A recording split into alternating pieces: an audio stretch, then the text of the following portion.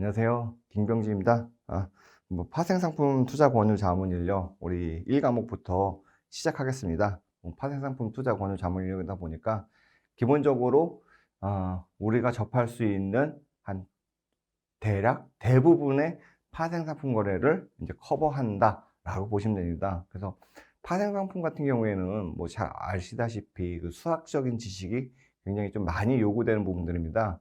그러나 이제 물론 수학적인 지식이 요구되더라도 거래를 할 때는 물론 컴퓨터 프로그램으로 거래를 하기 때문에 어느 정도 그 개념 정도만 이해하시면 되고, 실제 그 파생상품 투자 권유 자문 인력 안에서 수학적 지식이 요구되거나 막 이론적으로 막 복잡하거나 이런 것들은 실제 이제 우리가 이제 학교 다닐 때, 대학교 때 경영학과에 있는 파생상품 그쪽 과목보다는 많이 이게 줄어 있습니다. 그렇기 때문에 너무 이거 너무 어려운 거 아니야? 이러실 필요는 전혀 없습니다. 그냥 각각의 파생상품이 갖고 있는 개념, 그다음 그걸 좀 이해하시고 이제 가격이 결정되는 원리에 대해서만 이해하시면 뭐 개념적으로도 이제 물론 계산 문제야 당연히 이제 계산을 해야 되지만, 나머지 개념적인 문제들 아니면은 뭐 변수들이 변했을 때 가격이 어떻게 변할까, 어떠한 상태에서 뭘 해야 되냐, 이런 것들은 개념적으로 접근하시면 충분히 좀 알 수 있는 부분들입니다. 한번 볼까요? 그래서 우리 첫 시간에 가면, 그렇죠? 이제 파생상품인데 1과목이 선물이랑 옵션입니다. 그래서 일단 선물 먼저 쭉 공부하고 그다음에 또 옵션 쭉 공부하고, 이제 기본서하고 좀 기본서에서도 이제 선물 옵션 이제 같이 있지 않습니까? 예를 들어 금리 선물이라면, 그렇죠? 주가지수 선물이라면 주가지수 선물과 이제 주가지수 옵션. 근데 일단은 그렇게 하면 이제 혼동스러우니까 선물부터 쫙, 옵션 쫙 이렇게 가게 진도 나가겠습니다. 일단 선물하면은 되게 이제 어렵게 이제 우리가 접근하잖아요. 선물이 이제 영어로 얘기하면 이제 프레젠트가 아니라, 그쵸? 퓨처죠, 퓨처. 여기서는 퓨처라고 얘기하잖아요, 퓨처. 그러니까 선물은 현물, 선물의 반대말이 어떻게 보면 현물이죠, 그쵸? 현물, 그쵸? 현물과 이제 선물. 그래서 현재 물건, 선물은 미래의 물건. 요런 차이인 거죠. 그러면은 파생상품에서 주로 다루고 있는 것들이 어떤 건지 한번 볼까요? 여기서는 지금 뭐 선물에 대해서 해서 여기 당연히 이제 대표 유형 문제이기 때문에 중간에 그냥 문제가 훅 치고 들어오는 경향도 있습니다. 앞부분도 차근차근 가야 되는데 간략하게 좀 설명을 드리면, 뒷부분에도 반복이 되겠지만, 파생상품에는 주로 무엇이 있냐, 그죠? 파생상품. 파생상품을 여러 가지 상품의 종류, 우리가 선물도 들어봤고 옵션도 들어봤다. 그게 파생상품인지는 알겠는데 이게 왜 파생상품일까? 라는 거죠. 왜냐면은 기본적으로 파생상품은 자기 혼자 존재하기 어려운 거죠. 어떠한 기초 자산이 존재하고, 그렇죠? 어떤 걸 존재하고 무언가, 이 자산에 대해서 내가 무언가를 하는 거. 예를 들어, 그쵸? 이 기초 자산을 사거나 팔거나 서로 교환하거나 이런 것들을 우리가 이제 파생 상품인 거죠. 그러니까 스스로 생길 수 없고 기초 자산이라는 게 존재하고 이 기초 자산으로부터 파생되어 나온 상품이다, 자산이다 해가지고 이제 파생 상품인 거죠. 우리가 일반적으로 말하면 주식이나 채권, 부동산은 그 자체가 우리가 목적으로 하는 기초 자산인 거죠. 근데 파생 상품은 그 기초 자산을 구매하거나 매도하거나 아니면은, 그렇죠, 그 교환하거나 이런 것들인 거죠. 그 기초 자산 자체. 그래서 선물도 보면은 기초 자산이 주가 지수다, 그럼 주가 지수 선물이 되고, 그 기초 자산이 채권이다, 그럼 금리 선물이 되고, 그 기초 자산이 외국 통화다, 그럼 통화 선물이 되는 거죠. 옵션이라는 것도, 그렇죠, 기초 자산이 주가면 주가 지수 옵션, 기초자산이 금리면, 그죠? 금리 옵션. 기초자산이 외국 통화면 통화 옵션. 아니면 기초자산이 어떤 상품이라면, 그죠? 상품 옵션. 그죠? 이런 거죠. 무슨 얘기를 많이 했는지 지금 옵션과 선물, 그 다음에 수합이 뭐냐? 크게 대표적으로 보면요, 이렇게 파생상품에서 기초자산에 뭔가를 하는 건데, 선물이라는 게 있고요. 사실 선물은요, 이 선도라는 게 있어요. 그 선도라는 건 forward라는 뜻. forward, 그렇죠? forward는 그냥 앞으로 미래 쭉, 선물은 futures, 그렇죠? 선도라는 개념이, 그렇죠? 이렇게 크면 요 선도라는 개념 안에 들어있는 게 선물이에요. 그러니까 사실 둘은 똑같아요. 왜 어디서 차이가 나는지 좀 이따 말씀드리겠습니다. 두 번째 이제 옵션이라는 게 있고요, 그렇죠? 세 번째는 크게 보면은 이제 수압이라는 게 있죠. 그렇죠? 자, 일단은 선물이라는 건요. 미래의 어떤 자산, 그 자산이 바로 이 기초 자산인 거죠. 기초 자산을 사거나 파는, 그렇죠? 권리가 아니라 파는 그 행위예요. 그러니까 내가 지금 예를 들어 우리가 가끔 이런 거 많이 하지 않습니까? 이제 김장철이 되면 이제 김치를 많이 담그는데 그 강원도에 가면 이제 고랭지 배추라고 해서 누가 이렇게 배추밭이 있어요. 배추밭이. 그 배추가 보통 한 10월쯤 이때 이제 수확을 한다면 뭐 6월 달에 씨를 뿌리겠죠. 예를 들어. 그럼 6월 달에 씨를 뿌려요. 6월 달에는 아직 배추가 자라지도 않았어요. 씨를 아직 뿌리지도 않았어요. 막 씨를 막 뿌릴 때 상인이 오는 거예요. 상인이 오고 여기는 농부가 있는 거죠. 상인이 와서 당신 요 배추밭 이거 배추가 몇 폭이 나옵니까? 우리가 평년도에는 한 1000폭이 나옵니다. 예를 들어 1000폭이 나옵니다. 근데 실제 이제 씨를 뿌려봐야지 6월 달에 씨를 뿌리고 가꿔봐야지 10월 달에 몇 포기가 나오는지 알 수 있죠. 중간에 뭐 설해가 올 수도 있고 뭐 중간에 6월이랑 10월 사이니까 태풍이 올 수도 있고 뭐 어떠한 일들이 발생할 수 있을지 모르겠으나 요 상인이 농부한테 얘기하는 거예요. 아, 그렇소? 그러면 이 한 포기당 우리 10,000원씩 해가지고, 10,000원 너무 비싸죠? 1,000원씩 해가지고 100만 원에 한번 거래합시다. 100만 원. 그래서 이 사람이 상인이 이러는 거예요. 약속하는 거예요. 아, 내가 너한테 지금 6월 달인데 지금 계약을 하는데 10월 달에, 그렇죠? 상인은 10월에 구입을 하겠다. 얼마? 전체 이거를 100만 원에 구입하겠다. 라고 약속을 하고 농부는 그래? 그럼 10월 달에 나도 너한테만 무조건 팔을게. 나는 10월 달에 너한테 매도를 하겠다. 얼마를 받고 100만 원에. 이제 서로 이렇게 합의를 하는 거죠. 이런 게 어떤 거를 이 기초자산은 뭐죠? 그러면 여기서는 배추인 거죠. 배추밭. 배추밭에 대해서 그렇죠? 내가 갖고 있지 않음에도 미래에 미리 사는 약속을 하는 거고, 그렇죠? 배추밭을 갖고 있는 사람은 지금 파는 게 아니라 그렇죠? 미래에 특정 시점에 판매를 하는 거죠. 이런 게 바로 이제 선물인 거죠. 근데 이 거래는 엄밀히 따지면 누구랑 만났죠? 요 100만 원이라는 게 합의가 되려면 어떻게 합의가 되죠? 상인하고 농부가 밀당을 하겠죠. 그러니까 예를 들어 상인이 1000폭이에요? 오케이. 1000폭이면은 작년에 보니까 배추 하나에 900원이었어. 900원이니까 90만 원에 파쇼. 막 이러는 거예요. 그 농부가. 아하, 이 사람을 보내 지금 이렇게 날씨가 좋은데 배추가 이렇게 싱싱한데 이게 어떻게 900원짜리 배추야. 그래, 작년에 평균 가격이 900원이라도 우리 집 배추는 금싸라기 배추야. 얼마나 맛있는데 이 사람아. 그래가지고 막 서로 이제 옥신각신하면서 1100원에 사게나 그러는 거예요. 에헤이, 남는 거 없습니다. 막 그래가지고 서로 합의를 봐가지고 이제 100원에 1000원에 이제 합의가 된 거죠. 그래서 이제 100만 원 1000폭이니까 100만 원인데, 자, 이 사람들 말대로, 그쵸? 이제 그렇게 해서 이제 합의를 보는 거예요. 이 사람들 말대로 11월 달에 됐어요. 11월 달에 딱 갔는데, 배추가 엄청 흉작이에요. 그래서 여기도 1000포기가 안 생기고, 500포기만 생겼는데, 100포, 배추 하나가 10,000원이에요. 만 원. 그러면, 얼마죠? 총? 이게 500만 원이에요. 원래 요 밭대기 하나를 내가, 그쵸? 100만 원 주고 서로 사고 팔기로 했는데 500만 원이 됐어요. 그러면 농부 입장에서 어떻게 해요?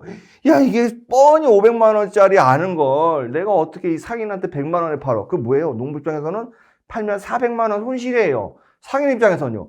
야, 지금 시세가 500만 원짜리를 내가 100만 원 주고 사는구나. 400원? 네, 400만 원 이익인 거예요. 그러니까 두 개를 합치면 당연히 0이죠. 내가 번 만큼 남이 이렇게 되는 거죠. 이럴 경우에 농부가 어떻게 하죠? 에이, 나 안 팔아. 그 상인이, 이봐, 농부, 네가 팔기로 했잖아. 어떻게 팔아야지. 싫어. 그래서 나 팔았어. 그럼 나중에 뭐가 되죠? 서로 법적인 분쟁이 생기겠죠. 반대로, 이게 지금 너무 풍년이 들어가지고, 1000포기에서 2000포기가 됐어요. 근데 배추 하나에 100원이에요, 100원. 그래서 전체 20만 원이에요. 그럼 농부 입장에서는 어떻게 될까요? 그쵸? 농부 입장에서는, 야, 20만 원짜리 내가 100만 원에 사갔는데 상인은 울상이죠. 야, 이거 뭐야, 시세가 20만 원인데 이걸 100만 원 주고 사야 돼? 그러니까 상인은 가가지고 11월 달에 안 나타나죠. 그냥 도망갔어. 농부는 뭐 하겠어요? 상인 잡으러 다니겠죠. 이런 식으로 서로, 그쵸, 플러스 마이너스가 내가 번 만큼 남이 손해를 보기 때문에 어떻게 보면은, 그쵸, 이 계약이 이행되지 않는, 우리가 이거 신용 리스크라고 하죠. 그러니까 상대방이 계약을 지키지 않을 위험. 이게 신용 리스크라고 부르고, 영어로는 이제 카운터 파티 리스크라고 부르죠. 상대방 위험. 이런 위험이 존재하는 거예요. 이런 거 우리가 선도거래라고 하는 거예요. 기본적으로. 이 모든 거를. 그쵸? 그래서 이걸 선도거래로 하고, 선물은요, 이거를 누군가가, 그쵸? 딱 봐주는 거예요. 예를 들어, 이제 뭐 경찰서든 뭐든 예를 들어, 그런 법을 엄정하게 집행하는 기관에서 딱 보고, 허허! 이보게나! 당신들이 약속했잖아. 무조건 해야지! 하고 이게 실제적으로 누가 손해보든 누가 이익을 보든 간에 이게 매매가 되도록, 그죠? 결제가 되도록 강제적으로 하는 게, 이게 이제 선물 거래예요. 요 차이가 있다면. 그래서 우리가 이제 넓은 의미에서는 요 선도 거래가 선물 거래를 포함하지만, 좀 좁은 의미로 본다면, 요 선도 거래라는 건요, 이렇게 장 외에서, 그죠? 당사자들끼리 그냥 우리 사고 팔래라고 이런 식으로 거래를 맺는 거를 우리가 선도 거래라고 하고, 선물 거래소는, 선물은 뭐냐면 증권거래소에서요, 어떤 표준화된 상품, 예를 들어 주가지수, 뭐 통화, 그 채권 같이 표준화된 상품에 대해서, 그렇죠? 이제 거래를 해가지고, 이 선도 거래의 가장 큰 문제는 뭐죠? 그렇죠? 누군가가 이득을 보면 정확히 그 이득을 본 만큼 누군가는 손실이 생겨요. 그러니까 거래 상대방 위험이 크니까 이 거래 상대방 위험을 누군가가 보증해 주는 거예요. 예를 들어, 야, 얘가 돈 안 갚으면 내가 갚아줄게. 반대로 얘가 도망가면 내가 사서 그 돈 메꿔줄게. 이런 식으로 보증을 해가지고 이 거래의 안정성이라는 거를 확보하는 거래죠. 그래서 이거는 우리가 이제 주식도 보면요, 장 외 주식이 있고 장 내 주식 있잖아요. 장 외 주식은 우리가 말하는 거래소, 일반적인 유가증권 시장 아니면 코스닥 시장 이런 데 외에서 파는 주식을 얘기하는 거죠. 이런 주식은 뭐예요? 그냥 둘이 만나가지고, 아, 이 주식 얼마요? 얼마요? 아, 너무 비싸요. 싸요. 라고 서로 흥정하면서 생기는 거잖아요. 그러한 것처럼 선물이란 거는 이런 장 내에서 하는 거고, 요 선도거래라는 거는 장 외에서 하는 거래라는 거죠. 아, 이제 선물, 선도 좀 이해하셨죠? 그쵸? 그냥 이거는, 그쵸? 미래에 우리를 어떤 기초자산을 사거나 파는 계약을 하는 거죠. 그래서 선물에서는요, 내가 매수했다. 이걸 영어로 보면은 매수 포지션, 그죠? 롱 포지션, 그죠? 롱이라는 거 뭐예요? 미래에 내가 무언가를 사야 되는 거예요. 내가 선물을 매도했다. 그럼 미래에 그거를 누군가한테 판다는 거예요. 그러니까 선물을 산 사람은 롱, 그죠? 판 사람은 쇼트, 그죠? 쇼트 포지션. 이렇게 쓴다라는 걸 좀 이해하시면 좋을 것 같습니다. 자, 이제 선물 거래 있고, 그 다음에 거래가 이제 우리가 이제 알아둘 게 옵션이잖아, 옵션. 옵션은 영어로 뭘까요? 이거 옵션을요, 우리나라 사람은 이게 영어 발음이니까 옵션이잖아요. 이제 옵션이라고 하지만 이제 외국 사람들은 이거를 이렇게 하는 사람도 많더라고요. 옵션, 그렇죠? 옵션. 저도 유학할 때 제가 발음이 영어 발음 되게 안 좋지만 저도 옵션 그랬는데 외국 보니까 오하고 아 중간 옵션 이렇게 얘기를 하더라고요. 옵션은 뭐냐? 말 그대로 옵션이 뭐죠? 어떤 선택권이에요. 선택권, 그렇죠? 선택권이니까 무언가를 가질 수 있는 권리, 기초자산이 있으면 이 기초자산을 크게 우리가 갖고 있는 거는 사거나, 그렇죠? 팔거나예요. 팔거나, 그렇죠? 사거나 팔거나. 기초자산을 살 수 있는 권리, 아니면 기초자산을 팔 수 있는 권리라는 거죠. 그래서 옵션이란 건 뭔가를 산다. 예를 들어 삼성전자 주식이 있어요. 삼성전자 주식이 있는데 현재 삼성전자 주식이 우리가 보면 삼성전자 주식을 살 수 있는 권리. 살 수 있는 권리가 뭐냐? 현재 삼성전자 주식이 예를 들어 8만 원이에요. 근데 이 6개월 안에, 그죠? 현재부터 6개월 안에 0.5년이죠. 0.5년 안에 삼성전자 주식을 내가 8만 5천 원에 한 주당 살 수 있는 권리를, 주식을 사는 게 아니라 권리를 사는 거예요. 당연히 권리니까 이 주식보다는 저렴하겠죠. 그렇죠? 내가 분양권 같은 거죠. 옆으로 아파트가 있으면 아파트 분양권은 그 아파트를 다 만들어지면 아파트를 살 수 있는 권리잖아요. 권리는, 그렇죠? 좋은 거잖아요. 권리의 값은 최소한 0이거나 0보다 크거나, 그렇죠? 의무가 안 좋은 거잖아요. 권리는 좋은 거. 그래서 아파트 분양권이 있으면 아파트 분양권이 아파트 값보다는 저렴하잖아요. 왜? 아파트를 살 수 있는 권리고, 아파트를 사게 되면 아파트에 해당하는 금액만큼 돈을 지불해야 되는 거죠. 그래서 삼성전자도 8만 원인데 예를 들어 앞으로 6개월 안에 언제든지 삼성전자 주식을 내가 8만 5천 원에 살 수 있는 권리가 있다. 그럼 뭐예요? 지금은 예를 들어 현재 시점은 8만 원이니까 이 권리를 가진 사람은 이 권리를 지금 행사할까요? 안 하겠죠. 왜? 내가 왜 8만 원짜리를 8만 5천 원에 내가 사니? 그럼 5천 원 손실인데. 그치만 이 6개월 안에 8만 원짜리가 10만 원이 될 수도 있잖아요. 그죠? 10만 원이 되면요. 10만 원이 되더라도 나는 이걸 8만 5천 원에 내가 살 수 있는 권리죠. 그러니까 무언가를 살 수 있는 권리. 요 사는 권리를 우리가 콜 옵션이라고 불러요. 콜 옵션. 반대로 삼성전자 주식이 8만 원인데 이거를 8만 5천 원에 팔 수 있는 권리예요. 이거를 풋 옵션이라고 그래요. 당연히 8만 원짜리를 8만 5천 원에 팔면 어떤 거죠? 땡큐죠. 왜? 8만 원짜리 8만 5천 원이니까 팔자마자 권리를 행사하자마자 나는 5천 원에 이득을 얻죠. 이런 거를 이제 옵션이라고 한 거죠. 옵션은요, 이거를 이 권리를요, 그쵸? 그 권리잖아요. 그 권리가 있으니까 권리의 반대말을 우리가 의무라고 하잖아요. 권리를 보유하고 있는 사람, 그쵸? 누군가가 이 권리를 줬기 때문에 보유하잖아요. 왜? 이거를 의무를 또 보유하고 있는 사람이죠. 의무를 지고 있는 사람이죠. 그쵸? 그러니까 의무를 지고 있는 사람은 뭐냐? 콜옵션을 얘한테 판 사람. 그 얘기는 뭐예요? 얘는 콜옵션이라는 건 어떤 거를 살 수 있는 권리를 샀어요. 그러면 얘는 그 권리를 얘한테 가서 행사하는 거죠. 그러니까 얘는 거기에 대해서 의무를 하는 거죠. 그래서 권리하고 의무자가 같이 있다. 즉 무언가를 내가 살 수 있는 권리를 샀으면 누군가는 내가 이 살 수 있는 권리를 판 거다. 내가 이런 권리를 행사할 때 누군가는 의무를 해야 된다. 그래서 그런 사람들이 제각각이라는 거죠. 이게 이제 옵션이에요. 옵션은 예를 들어 콜옵션에 대해서도 이거를 판 사람, 구입한 사람, 풋옵션에 대해서도 판 사람, 구입한 사람, 네 가지의 서로 다른 사람들이 존재하는 거죠. 옵션은 이런 개념이고, 마지막에 수합. 수합은 영어 그대로 하면 뭘까요? 그렇죠? 교환하는 거예요. 수합이 교환하는 건데 왜 교환을 하냐? 이런 거예요. 보니까 우리 집은 수박 농사를 짓네. 얘네 집은 참외 농사를 줘. 참 돈이 없네. 야, 우리 수박이 이렇게 많어. 100개가 있어. 얘네 저 참외가 100개가 있는 거예요. 야, 나 참외 먹고 싶어 죽겠다. 그래서 A라는 사람이 수박 짓는데, 야, 난 수박 먹고 싶어 죽겠다. 우리 바꾸자. 야, 내가 수박을 10개 줄게. 매달 넌 나한테 참외를 10개 줘. 이러면 1대1로 바꾸는 거죠. 이게 바로 옵션인 거죠. 그러니까 내 수박을 얘한테 팔고 그 대가로 나는 참외를 받는 거고, 얘는요, 그렇죠? 수박을 사고 그 대가로 참외를 지불하는 거죠. 그럼 뭐예요? 나는 수박만 있지만, 그렇죠? 참외를 맛보게 되잖아요. 얼마나 기뻐요. 수박 때문에 너무 질렸는데, 예, 참외도 맛보게 되고, 얘는 참외가 먹고 싶었는데, 수박이 먹고 싶었는데, 그렇죠?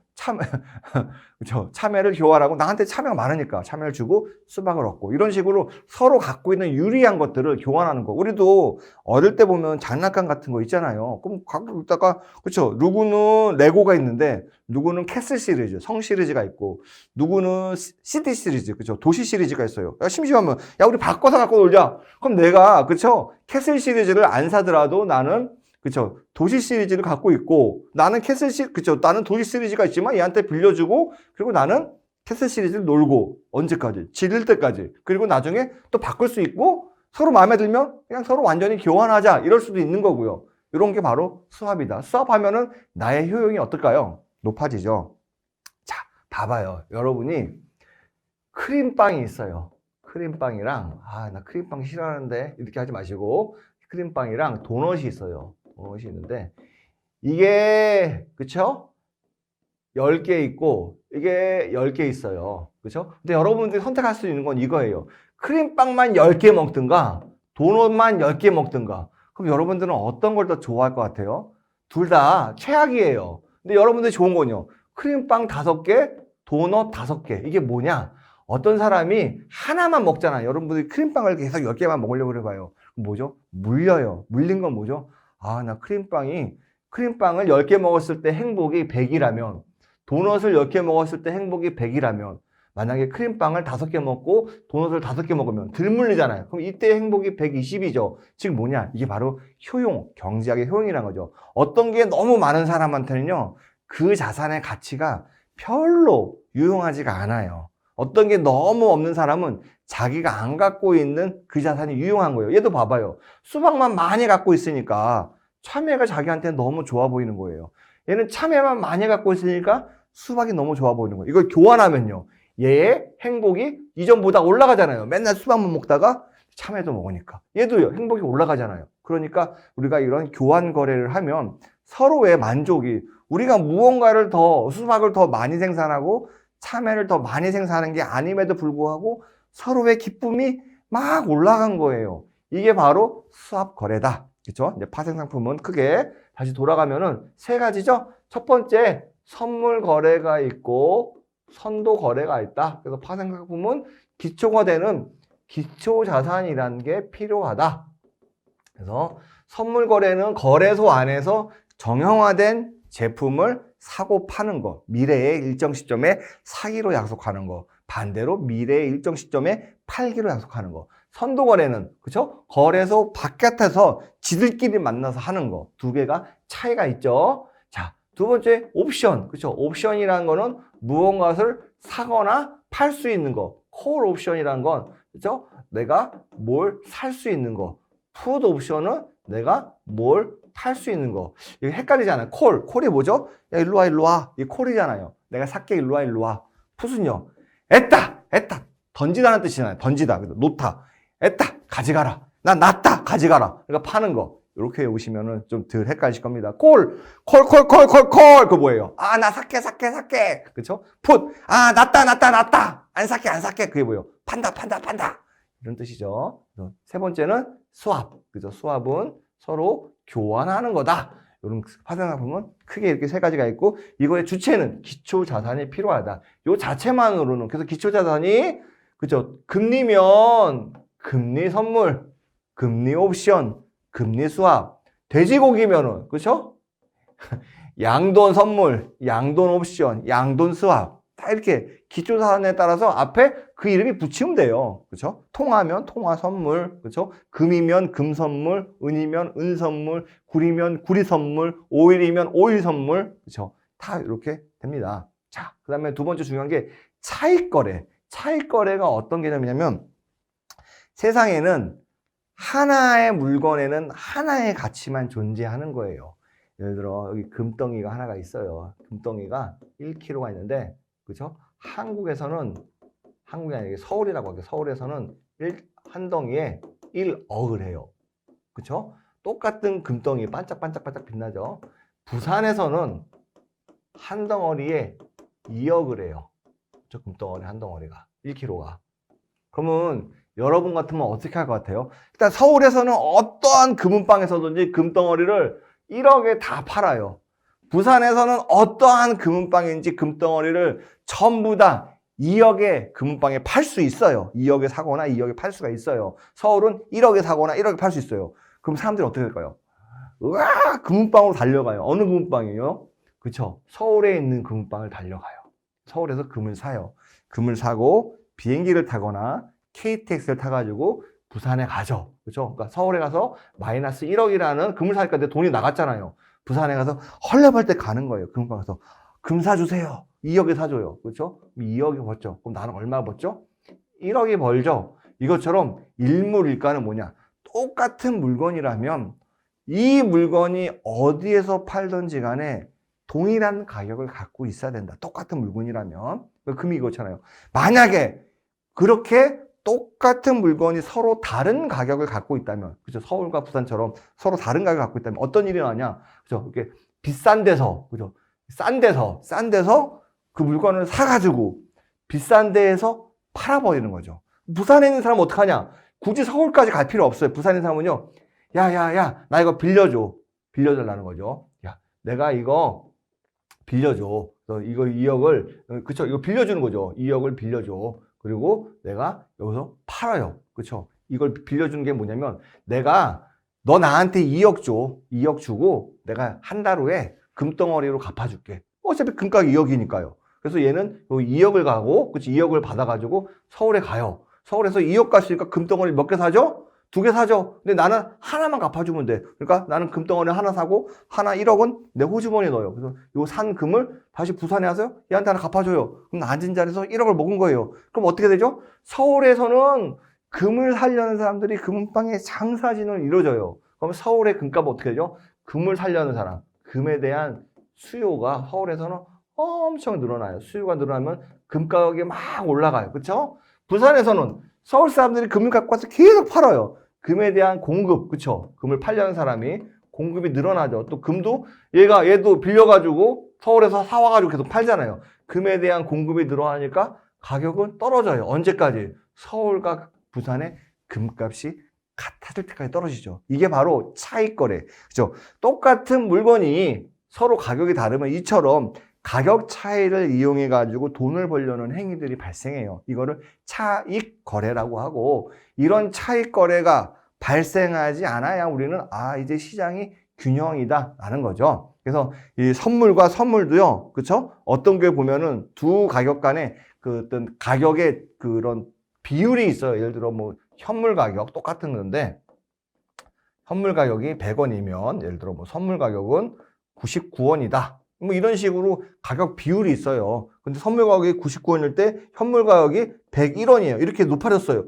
그러면은 사실 원래 균형 가격이 100원인데 101원이 높아진 거잖아요. 그럼 뭐죠? 현물 가격이 비싸잖아요. 그럼 얘를 공매도 하고 그 다음에 얘 돈으로 사고 그 다음에 만기 때 주고 이런 식으로 해서 돈을 얻을 수 있는 거예요. 이건 뭐 지금 굳이 그냥 그렇구나 아직 그걸 막 이해하실 필요는 없습니다. 그래서 이것처럼 그렇죠? 현물과 선물 가격이 일정 가격의 차이가 생기는데 그 차이가 너무 벌어지거나 너무 좁아지면 그쵸? 이 가격이 균형 가격 시장에서 교란이 오기 때문에 그걸 이용해서 사람들이 막 그쵸? 비싼 거는 팔고 싼 거를 사고 이런 거래가 발생한다. 이걸 바로 차익 거래라고 부릅니다. 그래서 이 차익 거래의 의미는 선물에서는 선물뿐만이 아니라 옵션, 스왑 전부 다 차익 거래예요. 왜? 균형을 생긴다면 차익 거래가 생기지 않는다는 걸 가정해가지고 선물 가격의 이론 가격, 현물 가격의 이론 가격, 옵션 가격의 이론 가격, 그렇죠? 그다음에 스왑 가격의 이론 가격을 계산할 수 있는 거죠. 왜? 항상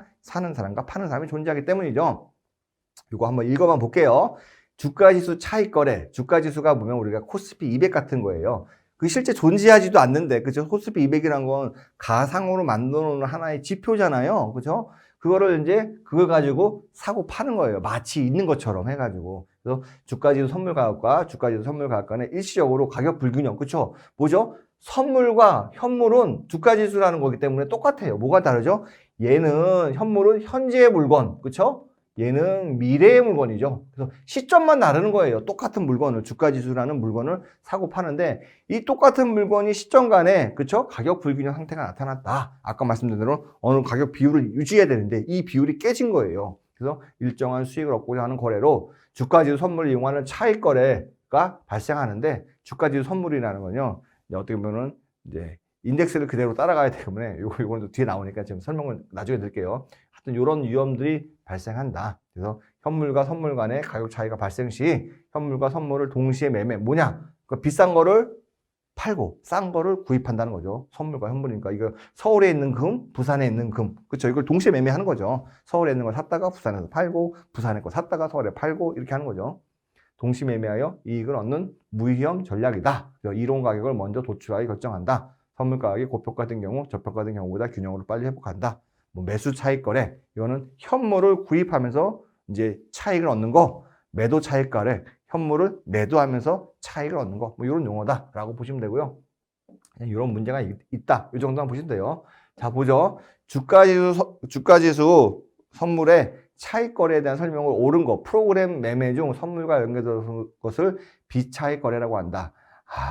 프로그램 매매가 우리가 이제 뉴스 보면은 이번에 기관이 얼마 사고 외국인이 얼마 사고 프로그램 매매가 얼마고, 프로그램 매매는요 증권사나 투자신탁 회사에서 이제 어떻게 보면은 그 프로그램에다가 매매해서 일정한 수준이 되면 매수하게끔, 일정한 수준이 되면 매도하게끔 기계적으로 만들어 놓은 거예요. 알고리즘을 통해서. 근데 그 중에서 프로그램 매매는 처음 두 가지예요. 차익 거래가 있고 비차익 거래가 있어요. 차익 거래 뭐예요? 선물과 현물의 가격 차이가 발생해서 그 가격 차이를 내가 얻으려는 그런 거래가 있고, 비차익 거래는 그냥 내가 보기에 예를 들어 이거죠. 뭐 삼성전자가 현재 뭐 7만 원이라고 가정해 볼게요. 그러면 삼성전자가 7만 원, 6만 5천 원 밑으로 떨어지면 무조건 사. 이게 우리가 보면 지정가 주문을 하는 거잖아요. 이 지정가 주문 같은 거. 이건 그냥 내가 보기에 이 정도 가격이면 너무 비싸거나 반대로 이 정도 가격은 너무 비싸가지고 요 가격 범위 밖에 있으면 사거나 팔도록 프로그램에 시키는 거죠. 이런 거는 이제 비차익 거래라고 하죠. 선물하고 연결되는 건 뭐예요? 그죠? 차익 거래를 얘기하는 거죠. 그래서 이거는 1번은 틀린 얘기고, 차익 거래는 선물과 선물 간의 가격 차이가 아니라 선물과 현물이죠. 틀린 얘기죠. 한번 차익 거래의 목적은 손실 위험이 없이, 그쵸? 위험을 부담하지 않고 이익을 얻는 거. 앉은 자리에서 내가 그냥 꽁돈을 얻겠다. 이게 바로 차익 거래의 목적인 거죠. 이게 정확히 차익 거래를 정의하고 있다. 우리나라 증권시장의 경우 매수 차익 거래보다는 매도 차익 거래 발생 비중이 현저하게 높다. 뭐 그럴 수는 없습니다. 그래서 요런 거 요거 3번이죠. 자, 그다음에 또 문제 볼까요? 파생 상품의 이해. 그렇죠. 아까 이제 파생 상품에 대해서 제가 많이 설명드려요. 여기 이제 나와잖아요. 이 파생 상품. 그러니까 이거는 그냥 우리가 간략하게 얘기하고 가도 되죠. 그죠? 파생 상품을 보면 선도, 선물, 얘네들을 이제 하나로 묶었잖아요. 그렇죠? 미래의 어떤 시점에, 그렇죠? 어떤 특정 시점에 특정한 가격, 현재 정하는 가격이죠. 거래할 것은 현재 약정하는 거, 그렇죠? 거래는 실제 물건이나 이런 것들이 이루어지는 건 미래에 일어나고, 그렇죠? 현재 있으면 여기서 미래예요. 예를 들어 뭐 t는 1, 여기 t는 0. 요때 약속을 하고, 그렇죠? 이렇게 하기야라고 하고 요때 거래가 실제 실물 거래가 발생하는 거죠. 그렇죠? 이때 약속을 하고, 물론 이때도 약속 자체를 거래라고 보죠. 뭘 사기로 한 거래, 팔기로 한 약속을 하고, 그렇죠? 현재 약정하고, 그렇죠? 이때 거래를 하는 게 바로 선도와 선물이다. 옵션은요, 미래의 특정 시점이나 어떤 기간 동안에 약정한 행사 가격, 그죠? 행사가 약속한 가격이에요. 어떤 거를 사는 게 뭐죠? 콜 옵션이라고 했죠. 어떤 걸 파는 거, 풋 옵션이죠. 파는 거. 콜은 뭐죠? 콜, 일로 와.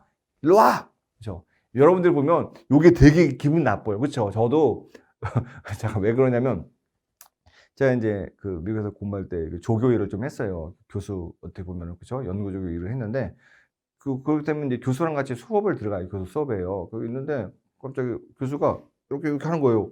너무 기분이 나쁜 거예요. 뭐야, 사람을 손가락으로 까딱까딱하고 막 이런 얘기 들어서 알고 봤더니 그냥 걔네 문화더라고요. 그래서 콜이라는 건 우리가 장사할 때, 그죠? 야, 일로 와. 그죠? 이렇게 해야지 좀 사람들이 우리한테 들을 기분 나쁘죠. 일로 와. 콜.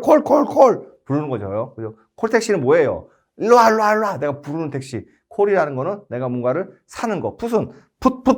그죠? 풋은 어떤 놓는 거잖아요. 그래서 너 사가라. 그래가지고 놓는 게 풋이다. 그래서 사는 거는 콜, 파는 거는 풋. 이렇게 하시면 돼요. 수합. 미래의 현금 흐름을 교환하는 건데, 이 현금 흐름은요, 다양한 현금 흐름이 있어요. 교환의 대상이 아까 수박과 참외였잖아요. 현금이 뭐냐면, 내가 돈을 빌렸으면 어떤 사람은 변동금리로 돈을 빌리고, 그렇죠? 어떤 사람은 고정금리로 돈을 빌리는 사람도 있어가지고, 이거를 변동금리로 돈을 빌리는 사람은 돈이 변동금리에 따라서 수입이 오면은 리스크가 없잖아요. 그렇죠? 그거죠. 나는 한 달에 500만 원의 월급을 받아. 한 달에. 이게 고정. 그렇지만 내가 집을 샀어요. 대출이 변동금리야. 변동금리인데 현재 금리가 1%일 때 300만 원을 지출해. 2%가 되면 600만 원을 지출해. 근데 이 금리에 따라서 내 위험이 크잖아요. 금리가 갑자기 1%, 2% 되면은 나는, 그쵸, 번 돈을 전부 다 이제 집 산 대출금 갚는 데 써야 되는 거잖아요. 그러니까 제일 좋은 건 내 이 월급은 고정이야. 변하지가 않아. 그러면은 나는 고정금리로 대출을 받는 게 낫겠죠. 고정금리로 대출 받아가지고 한 달에 그냥 400만 원만 낼래. 그럼 난 항상 100만 원만 돈이 남는 걸 알잖아요.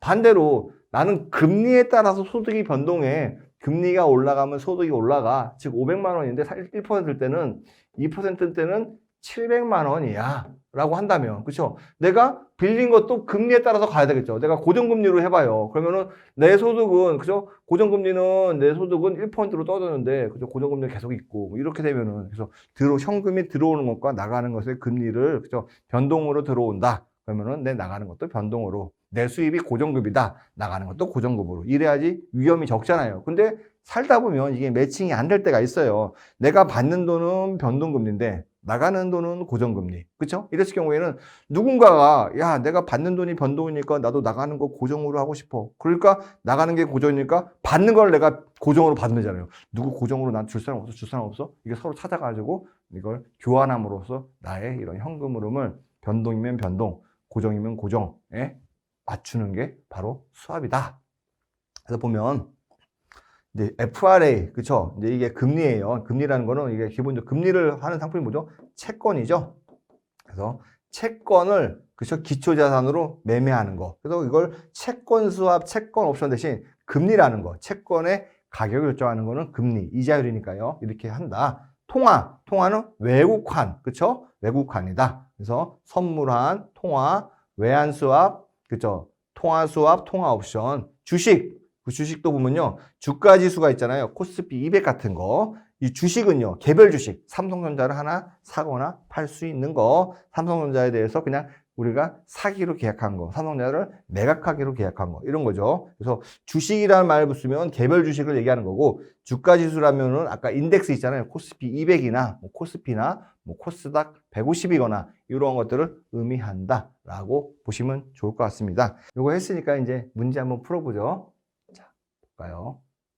기초자산의 가격이나 가치 변화에 따른 기초자산 핵심 용어가 가격이나 가치 변화에 따른 위험을 관리하거나 이에 따른 높은 수익성을 추구하기 위한 도구를 만드는 일종의 금융상품, 이걸 이제 파생상품이라고 부르죠. 2번이죠. 자, 파생상품은 타인 자본을 이용하여 자기 자본 이익률의 상승 효과를 깨야 한다.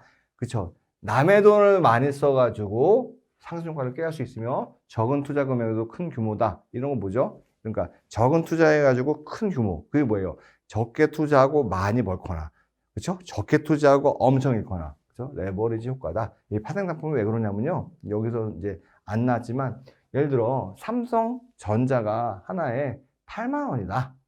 얘를 살 수 있는 권리는요. 그렇죠? 하나에 100원이에요. 만약에. 그러면은 내가 8만 원 있으면은 얘를 몇 개를 사죠? 한 개밖에 못 사요. 8만 원 있으면 얘를 살 수 있는 권리는요? 그쵸? 800개예요. 800개를 살 수 있어요. 8만 원으로. 그쵸? 그러면 얘가 보면은, 그죠? 살 수 있는 권리가 요 100원짜리가, 그죠? 요 권리가 있는데, 실제로, 그죠? 요 100원짜리인데, 요 800개니까요. 내가 예를 들어 삼성전자가 8만 100원이 올랐어요. 그럼 800개니까 800 곱하기 100원이 올랐으면 내가 이익이잖아요. 8만 원 이익이 발생한 거잖아요. 8만 원 투자해서 8만 원. 100% 이익 발생한 거죠. 엄청나게 큰 거죠. 실제로는 8만 원이 8만 100원이면 실제 현물 가격은 얼마 안 변하는데, 그래서 파생상품이 이런 의미에서 굉장히 위험하다. 권리, 뭔가 약속, 이런 거기 때문에 전체 금액을 지금 지불하지 않아도 된다는 거죠. 자, 갈까요? 파생상품의 거래 유형에 대한 설명으로 옳지 않은 것이요. 파생상품은 기초자산의 가치에 비해 훨씬 적은 거래 금액으로, 말씀드렸죠. 좀 전에 옵션. 맞다. 2번, 옵션은 미래의 일정 시점에 사전에 약정한 가격으로 매입, 매도할 수 있는, 그쵸? 권리를 거래하는 것이다. 맞죠? 옵션은요, 일정 시점에서 내가 사거나 팔 수 있는 권리죠. 3번, 파생상품은 기초가 되는 상품에 따라 주식, 채권, 금리 등으로 나눌 수 있다. 그쵸? 채권 파생상품, 이게 동의어라고 보시면 돼요.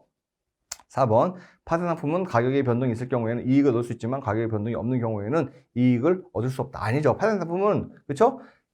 우리가 꼭 뭔가를 사야지만 이득을 얻을 수 있다고 하잖아요. 아니죠. 뭔가를 팔아도 이득을 얻을 수가 있는 거죠. 그래서 파생상품은 양방향으로, 그쵸? 산 사람도 이익이 막 마이너스 무한대, 그쵸? 플러스 무한대까지 갈 수 있고, 산 사람도 마이너스 무한대, 플러스 무한대 이렇게 갈 수 있죠. 서로 양방향으로 터져 있는 게 파생상품이다. 파생상품, 그래서 위험하다는 거죠. 우리가 주식을 사면요, 내가 10,000원어치 주식 샀어요. 그럼 나의 최소 손실이 얼마죠? 10,000원만 손실 보면 돼요. 파생상품은요, 10,000원보다 훨씬 더 많은 손실을 볼 수도 있다라는 겁니다. 그래서 4번이 틀렸죠. 이번 시간 이렇게 하고 다음 시간에 더 자세히 한번 알아보겠습니다. 여러분 감사합니다.